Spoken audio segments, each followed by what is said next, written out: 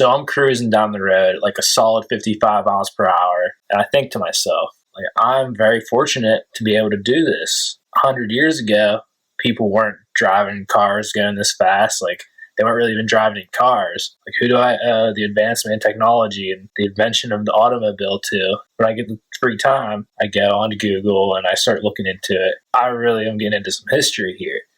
I start seeing all this information, really useful information, and I start gaining all this appreciation for, like, who made all this stuff. A couple hundred years ago, people were riding on horses. You get the whole way back to 1768. A man by the name of Nicholas Joseph Cugnot.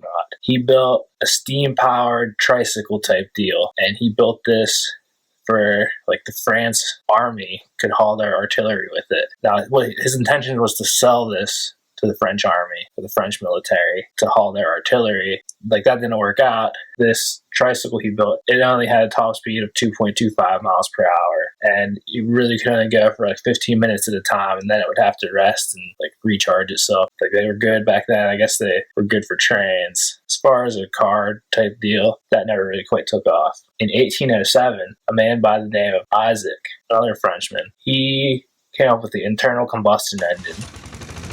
And not even a year after doing that, he installed this into his own vehicle. That never really became like a big hit or anything. It's not really until January 29th, 1886, two different men. You had Carl Friedrich Benz and Gottlieb Daimler. They both got their patents for their vehicles that they had came up with. Carl Friedrich Benz, he came up with a tricycle that was, a gasoline engine, and Gottlieb Daimler came up with a four-wheeled engine, or a four-wheeled vehicle. If you look into it, you're probably going to see Carl Friedrich Benz as the creator of the first car. But really, you have Benz and Daimler both on the same day that they got their patents to those vehicles. From then on out, we really start taking off with the automobile industry. From then till now, the advancements are crazy. Because you had like Daimler and Benz, if they would race their vehicles that back then, they'd maybe topped out like 7 miles per hour. And now we're going hundreds of miles per hour in our vehicles.